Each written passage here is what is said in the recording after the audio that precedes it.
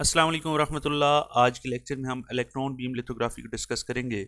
इस टॉपिक पे डिस्कशन करने से पहले मैं आपसे रिक्वेस्ट करूंगा कि अगर आपने हमारे चैनल को अभी तक सब्सक्राइब नहीं किया तो प्लीज़ सब्सक्राइब के बटन को दबाकर उसे सब्सक्राइब कर लें, और ताकि आने वाली हर नई वीडियो का नोटिफिकेशन आपको मिलता रहे।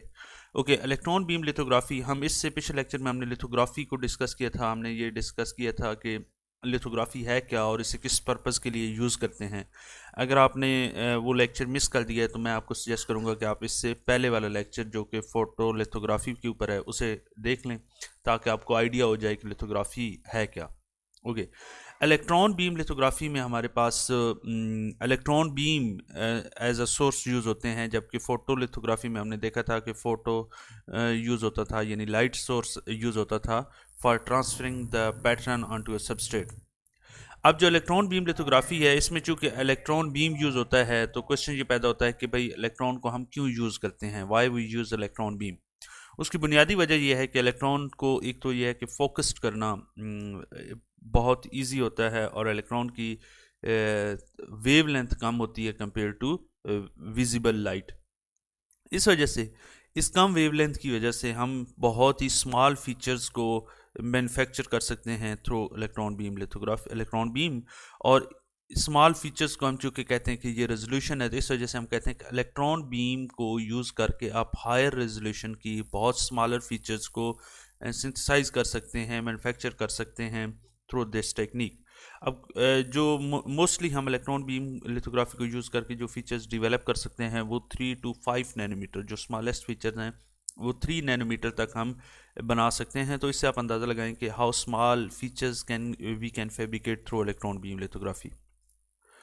अब होता क्या है कि हमारे पास एक, सबसे पहले तो इलेक्ट्रॉन बीम लिथोग्राफी में कंडक्टर सबस्ट्रेट होता है, उसके ऊपर हम उस तरह अपना फोटो रेजिस्ट अप्लाई करते हैं जिस तरह फोटो लिथोग्राफी में करते थे, रेजिस्ट अप्लाई करते हैं।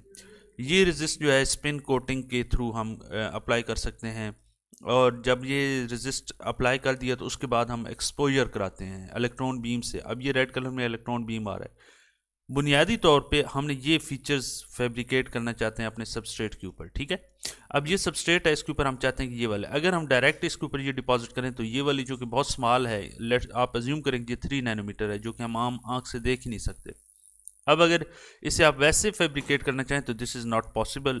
अगर आप इस स्ट्रक्चर को इलेक्ट्रॉन बीम से करेंगे तो of course this is possible. और ये पॉसिबल कैसे हुआ है कि हम इसके ऊपर सबसे पहले सबस्ट्रेट के ऊपर ये रेजिस्ट अप्लाई करते हैं। रेजिस्ट अप्लाई करने के बाद यहाँ पर हमारे पास एक मास्क ऊपर पड़ा होता है और उससे इलेक्ट्रॉन बीम गुजर के आ रहे होते हैं। यानी आप यूँ समझें कि ये इस काइंड ऑफ मास्क होता है कि जो अलाउ करता है वो वो मास्क जो है सिर्फ इस एरिया में इलेक्ट्रॉन बीम को अलाउ करता है कि वो यहाँ से गुजरे। यानी यहाँ हम रेस्टर स्कैन के थ्रू इसे स्कैन कर रहे होते हैं इस एरिया में। तो ये वाला जो एरिया रेक्टेंगुलर टाइप है, यहाँ पर एक्सपोजर होगा, और ये वाला बाकी एरिया एक्सपोज नहीं होगा टू इलेक्ट्रॉन बीम। जो एरिया इलेक्ट्रॉन से एक्सपोज होगा ऑफ कोर्स इसके अंदर स्ट्रक्चरल चेंजेस इस रेजिस्टर के अंदर आएंगे और ये सॉफ्ट हो जाएगा। इसे जब एक्सपोजर के बाद हम इसे डिवेलपिंग फेज से गुजारते हैं, केमिकली डिवेलपमेंट कराते हैं और इस एरिया को एच कर देते हैं। अब चूंकि ये एरिया इलेक्ट्रॉन से एक्सपोज हुआ है, इसके अंदर स्ट्रक्चर चेंज होगा कंपेयर टू अदर वन, और ये साइड वाला उसी तरह रहेगा और ये वाला एरिया सॉफ्ट हो जाएगा, तो इसे हम एच अवे कर देंगे। अब हमने, ये हमारे पास एक डिज़ाइन बन गया है। अब हमने जिस मटेरियल को ये वाला स्ट्रक्चर बनाना है, जिसको उससे हम उस मेटल को डिपॉजिट कर लेंगे इसके ऊपर। अब जैसे ही हम डेपोजिशन करेंगे तो ऑफ कोर्स वो जो डिपॉजिट होगा वो इस सारी सरफेस के ऊपर होगा, यानी ये रेजिस्ट जो बाकी रिमेनिंग है उसके ऊपर भी होगा और ये स्मॉल फीचर्स के ऊपर भी होगा। जो इसके ऊपर होगा ये तो अंदर चला जाएगा और ये वाला रेजिस्ट के ऊपर आ जाएगा। हमें चूंकि ये वाला चाहिए, ये वाला जो अंदर मेटल डिपॉजिट हुई है, तो हम क्या करेंगे, इस रेजिस्ट समेत इसको लिफ्ट ऑफ करेंगे। तो हमारे पास ये स्ट्रक्चर, ये वाला ऊपर वाला रेजिस्ट समेत ऊपर अलग करेंगे और फिर रेजिस्ट को इससे अलग कर लेंगे, तो हमारे पास ये स्ट्रक्चर भी आ जाएगा और ये भी आ जाएगा। तो ये हमें चूँकि फाइनल चाहिए, अगर इसकी यूटिलाइजेशन है तो करें, अदरवाइज इसे दोबारा मेल्ट कर लें और उसे अदर पर्पसेस के लिए यूज़ करें। नहीं तो ये हमारे पास स्ट्रक्चर आ गया। अब इसकी फीचर्स जो हैं ये 3 से 5 नैनोमीटर जो स्मॉलेस्ट फीचर्स हैं हम इलेक्ट्रॉन बीम से कर सकते हैं। यहाँ पर ये है कि इसकी जो फोटोलिथोग्राफी में हमने देखा था कि जो रेजोल्यूशन है वो डिपेंडेंट होती है कि वो डिफ्रैक्शन होगी कि नहीं होगी, लेकिन इलेक्ट्रॉन बीम के केस में डिफ्रैक्शन वाला केस चूँकि नहीं है तो ये डिफ्रैक्शन लिमिटेशन नहीं है इलेक्ट्रॉन बीम के रेजोल्यूशन को। इसकी वेवलेंथ चूँकि कम होती है तो हम स्मॉल फीचर्स को कर सकते हैं। अब इलेक्ट्रॉन सोर्सेज हम जिस तरह के फॉर दूसरे सैम या टैम में इलेक्ट्रॉन सोर्सेज यूज़ होते हैं तो ये दो तरह के होते हैं। एक तो फील्ड एमिशन सोर्स होता है इलेक्ट्रॉन का कि हम हायर फील्ड अप्लाई करते हैं। लेट्स सपोज ये अगर हमारे पास सोर्स है तो हम फील्ड अप्लाई करते हैं हायर फील्ड, जो वो फील्ड है वो यहाँ से इस टिप से इलेक्ट्रॉन को खींच लेगी तो इलेक्ट्रॉन जनरेट होंगे। एक दूसरा जो सोर्स है वो हम यूज़ करते हैं कि थर्मियोनिक एमिशन के। लेट्स सपोज हमारे पास ये टंगस्टन का इलेक्ट्रोड है तो हम इसे इतना हीट करेंगे कि इसकी इस टिप से इलेक्ट्रॉन निकलना स्टार्ट हो जाए। तो ये दो सोर्सेज हैं, दोनों को हम यूटिलाइज कर सकते हैं इस केस में भी। लेकिन field emission of course this one is better कि आप हायर रेजोल्यूशन और बहुत स्मॉल फीचर्स के लिए ये वाला यूज़ करते हैं, क्योंकि जो बीम फील्ड एमिशन के थ्रू हमें गेन होता है वो टू द पॉइंट होता है, यानी उसकी शार्पनेस ज़्यादा होती है, उसकी लेटरल डायमेंशंस कम होती हैं। तो हम चाहते होते हैं कि वो ज़्यादा जितना शार्प बीम होगा उतनी अच्छी फीचर्स हम गेन कर सकते हैं।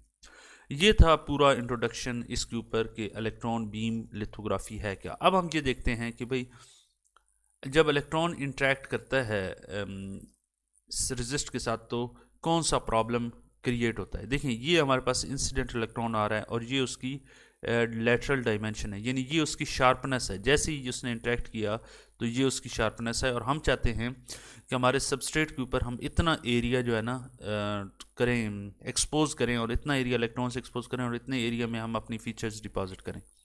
लेकिन प्रैक्टिकली जैसे ही इलेक्ट्रॉन रेजिस्ट मटेरियल के साथ इंटरेक्ट करता है तो वो जैसे ही अंदर जाएगा तो वहाँ पर स्कैटरिंग होगी। स्कैटरिंग दो तरह की होती है, एक इलास्टिक स्कैटरिंग की। इलास्टिक स्कैटरिंग में इलेक्ट्रॉन अपनी एनर्जी लूज़ नहीं करता, सिर्फ डायरेक्शन चेंज करता रहता है, जबकि इन इलास्टिक स्कैटरिंग में वो अपनी एनर्जी भी चेंज करता है, यानी इलेक्ट्रॉन की एनर्जी में भी चेंज आता है जो कि उसके स्ट्रक्चर चेंजेस का में मेन कॉज होती है।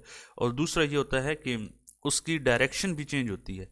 तो जैसे जैसे डायरेक्शन चेंज होती है वो ऑफ कोर्स मुख्तलिफ डायरेक्शन में जाता रहेगा। अब ये दो तरह की स्कैटरिंग है। अब क्वेश्चन ये पैदा होता है कि क्या ये स्कैटरिंग हमारे लिए बेनिफिशियल है कि नहीं है। तो इसका जवाब है कि नहीं, ये हम चाहते हैं कि ये स्कैटरिंग कम से कम हो। इसकी वजह यह है कि लेट्स सपोज आपने ये वाला एरिया जो मैंने आपको बताया कि ये वाला एरिया आपने एक्सपोज किया और आप चाहते हैं कि आप इतनी फीचर्स इस सबस्ट्रेट के ऊपर डिपॉजिट करें। तो अब जैसे ही अंदर स्कैटरिंग हुई तो सबस्ट्रेट के ऊपर जो मटेरियल आ रहा है उसके आप देखें कि ये वाला एरिया एक्सपोज हो रहा है। सबस्ट्रेट के ऊपर जितना एरिया एक्सपोज हो रहा है वो ये वाला है। तो इसका मतलब है कि हम जब एच करेंगे तो रेजिस्ट इतना एरिया के अंदर एचिंग करेगा, क्योंकि ये वाला सारा एचेंट ये सारा एरिया एच करेगा, क्योंकि रेजिस्ट का ये वाला सारा area at the bottom expose हुआ है। तो यहाँ एंड स्टार्ट में तो इतना एरिया स्मॉल एरिया एक्सपोज हुआ है, लेकिन आप नीचे देखें तो बहुत ज़्यादा एरिया हो गया। तो ये हम नहीं चाहते, यानी हम चाहते थे कि ये वाला एरिया एक्सपोज हो सबस्ट्रेट के ऊपर, हम इतनी फैब्रिकेशन करना चाहते थे इतने एरिया में। लेकिन जैसे ही अंदर स्कैटरिंग हुई तो ये वाला सारा एरिया हुआ, और जब एच करेंगे तो यहाँ से शुरू में तो इतना एचेंट होगा, लेकिन अंदर एचेंट आके तबाही फेर देगा। तो इस वजह से हम चाहते होते हैं कि ये जो स्कैटरिंग है ये कम से कम हो।